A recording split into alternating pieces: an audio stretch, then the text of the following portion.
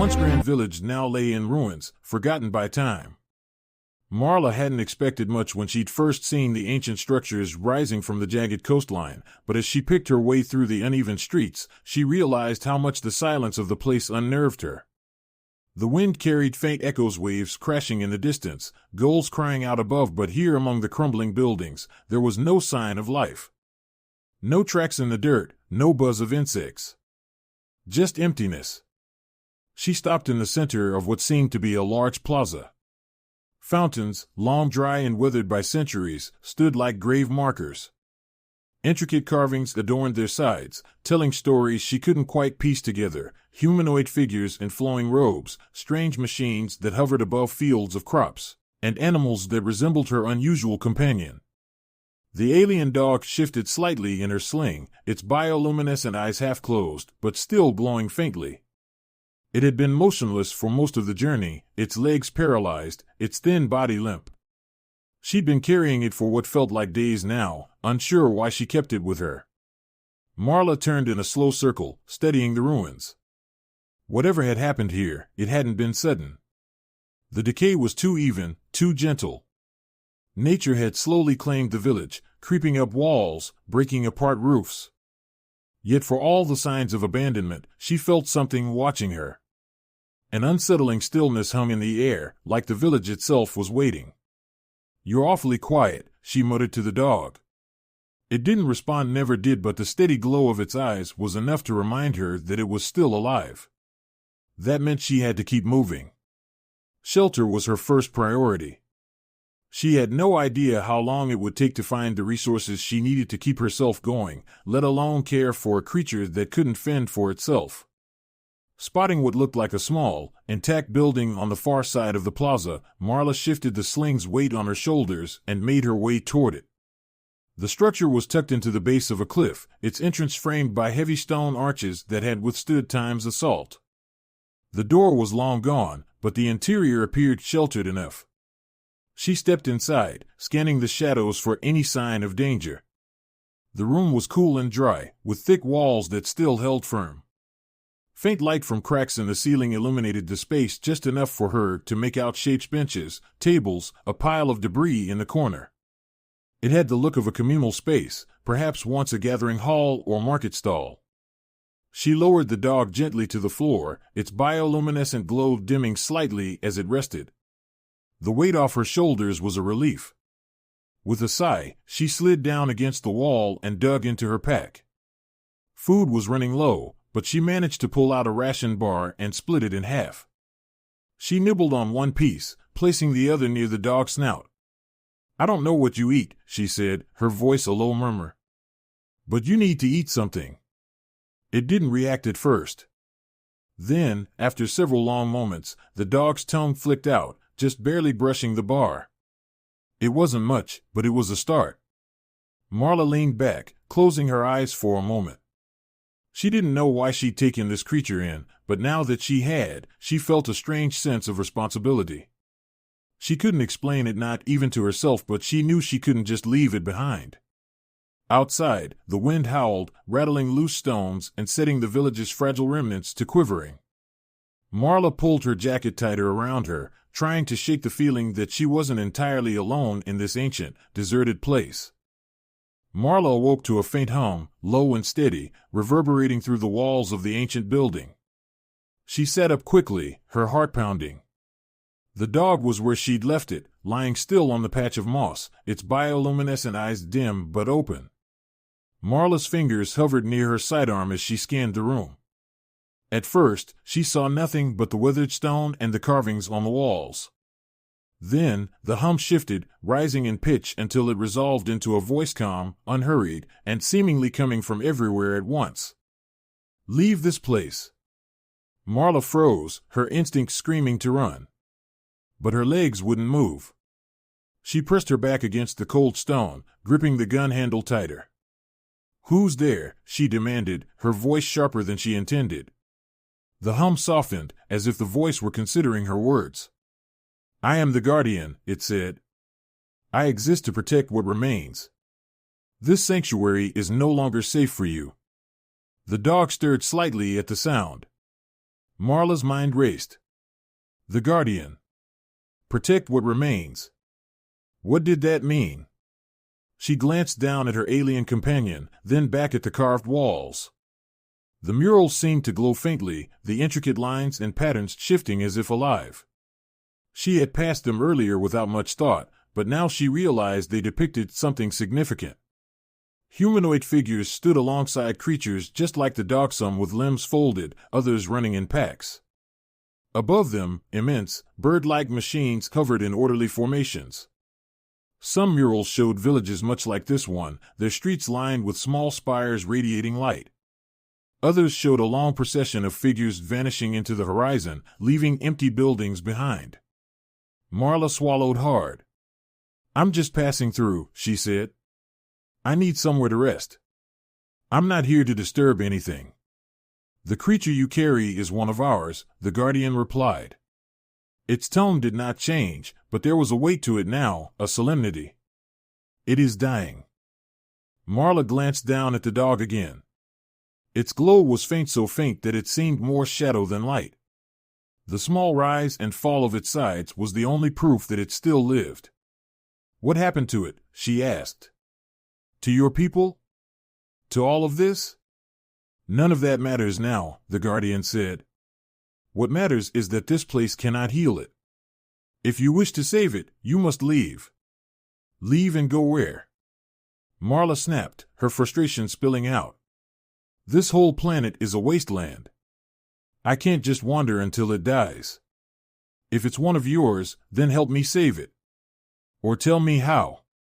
There was a long pause. Marla thought for a moment that the Guardian had gone silent, but then it spoke again. There is a way. Travel to the heart of this planet. There you will find the core. It is the source of life for all that once thrived here. If the creature's life force can be restored, it will be there.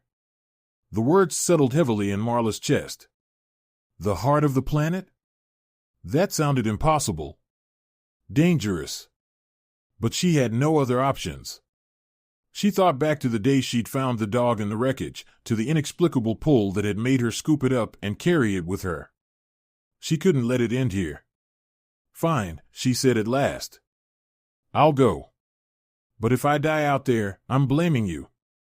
There was no response, only the steady hum that faded until it was gone altogether. The room returned to silence, and the carvings on the walls ceased their faint glow.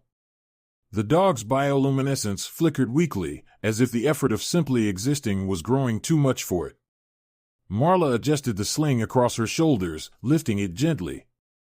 It seemed lighter now, almost weightless.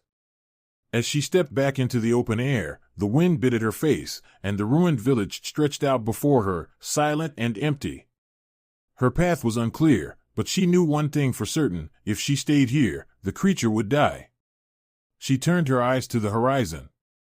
Whatever the Guardian meant by the heart of the planet, it was up to her to find it. Come on, she muttered to the dog. Let's figure out what's waiting for us out there. Marla's breath came in ragged bursts as she descended into the planet's depths.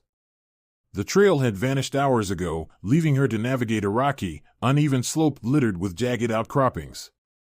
Every step risked a twisted ankle or worse, but she pushed forward, driven by a quiet determination. The dog in her sling hadn't moved in hours. Its glow had dulled to a faint, pulsing ember, barely visible even in the dim light that filtered from above. She paused at the edge of a sheer drop, clutching a weathered rope that dangled from the ledge. It was ancient, frayed, and fragile, but it was the only way down. Marla tugged on it cautiously, and the rope held. Barely. She looked at the dog, whose head was now nestled close to her chest. Don't fall asleep on me now, she whispered, trying to inject some humor into the grim situation. I don't want to end up climbing all this way for nothing. Carefully, she started her descent. The rope burned against her palms, and the sheer drop below made her head swim. She didn't look down. The only way was forward, no, downward, and she refused to lose her grip now. Hand over hand, she lowered herself until her boots found purchase on a narrow ledge. The air down here was warmer, almost humid, and carried a metallic tang that stung her nose. Once her feet were on solid ground, Marla allowed herself a moment to catch her breath. She adjusted the sling, pulling the dog closer. The creature's faint light illuminated the walls around her, revealing strange patterns etched into the stone. The markings weren't natural, they looked deliberate, geometric. Concentric circles and angular shapes overlapped in complex configurations. If this was part of what the Guardian had called the core, then she was getting closer. A faint vibration under her boots made her tense. At first, she thought it might be another rockslide, but the tremors were too rhythmic, too deliberate. They grew stronger as she moved deeper into the cavern. The walls widened around her, the etched patterns glowing faintly as if responding to her presence. She passed towering columns of crystalline material, their surfaces smooth and cool to the touch. They hummed with an energy she could feel in her chest. Ahead, the passage opened into a vast chamber. Marla stopped in her tracks, overwhelmed by the sight. In the center of the cavern stood the core, a spire of shimmering crystal that rose from a pool of luminescent liquid. The spire's light danced across the walls, casting intricate patterns that seemed to shift and flow as if alive. The air was heavy with an almost electric energy, and the soft hum she'd heard earlier now resonated through her entire body. Marla took a cautious step forward, then another. The dog stirred slightly in its sling, its glow flickering as if it, too, sensed something powerful here. She approached the pool, her boots splashing lightly against the shallow edge. The liquid was warm, almost soothing, and it glowed with the same faint light as the core. "Is this it?" she whispered to the dog, her voice sounding small in the immense chamber. The Guardian's warning echoed in her mind, "It will take part of you to heal it." She hadn't fully understood what that meant before, but standing here, she felt the weight of those words. The core pulsed, as if waiting for her decision. Marla knelt at the water's edge and gently removed the dog from its sling. It felt impossibly light, its once vibrant glow reduced to a faint flicker. Her heart tightened. She'd carried this creature so far through ruins, across desolate terrain, and down into the depths of this alien world. Whatever this place demanded of her, she was willing to give. Carefully, she placed the dog in the center of the pool. The liquid rippled, and the dog's body began to glow brighter. The spire's hum grew louder, filling the cavern with a resonant energy that made her skin prickle. As the light intensified, Marla felt a strange pull, like the core was drawing something. Marla could hardly believe what she was seeing. The dog, no, the alien, for she was now certain it was no ordinary animal, stood before her, its once limp body fully upright. Its elongated form shimmered with an internal light, brighter and steadier than ever. The glow emanated from beneath its smooth skin, casting warm golden reflections against the cavern walls. "You're alive," she breathed. The words felt absurd as soon as they left her lips. Of course, it had always been alive, but now it seemed whole. The creature stepped forward, its thin legs steady and deliberate. It moved with an otherworldly grace, as if relearning how to walk. Marla reached out a hand, and the alien pressed its snout gently against her palm. She felt an odd warmth spread through her fingers, a quiet, reassuring pulse that seemed to say thank you without words. For the first time since she had found it, she allowed herself to truly smile. But her relief was short-lived. A deep rumble coursed through the ground, making her stumble. The core, now dimmed, emitted a faint hum that sounded almost like a sigh. Marla glanced around the cavern, her instincts on edge. She was no longer alone. Shadows emerged from the far corners of the chamber, sleek, spindly shapes that glided across the glowing walls. Their silhouettes flickered and wavered, as if the light of the core itself strained to touch them. They moved with eerie precision, circling the pool where Marla and the alien stood. Her hand shot to her sidearm, but the dog stepped in front of her, its elongated body poised and alert. The gentle glow it emitted now intensified, filling the space with a steady golden light. The shadows hesitated, as if the alien's newfound energy repelled them. The figures drew back slightly, their wavering forms lingering at the edges of the cavern, but Marla knew better than to let her guard down. The Guardian's voice returned, soft but urgent. "Leave now. This place is no longer safe for you." Yeah, I figured that out, Marla muttered under her breath. She took a cautious step backward, the alien matching her movements. The shadows didn't pursue, but their presence loomed heavy and threatening, like predators waiting for the right moment. Without looking away from the encroaching figures, Marla whispered to the alien, "You've got my back, right?"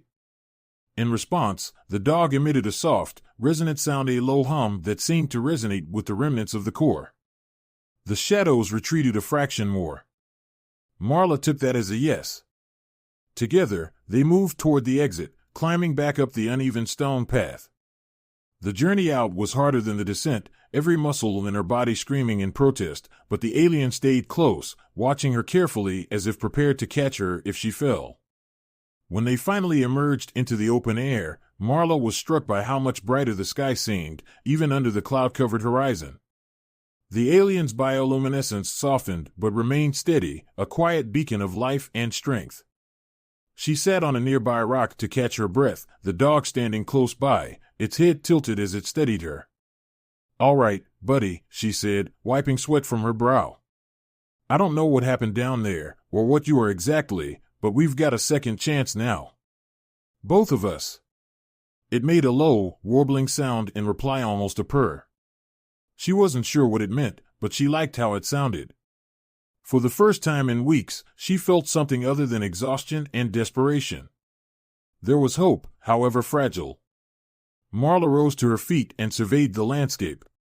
The ruins of the village stretched out behind her, while in the distance, the jagged terrain of the planet's surface beckoned.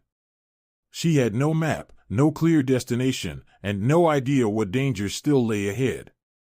But she wasn't alone anymore. "Let's go," she said, and the dog fell into step beside her, its steady light illuminating the path forward.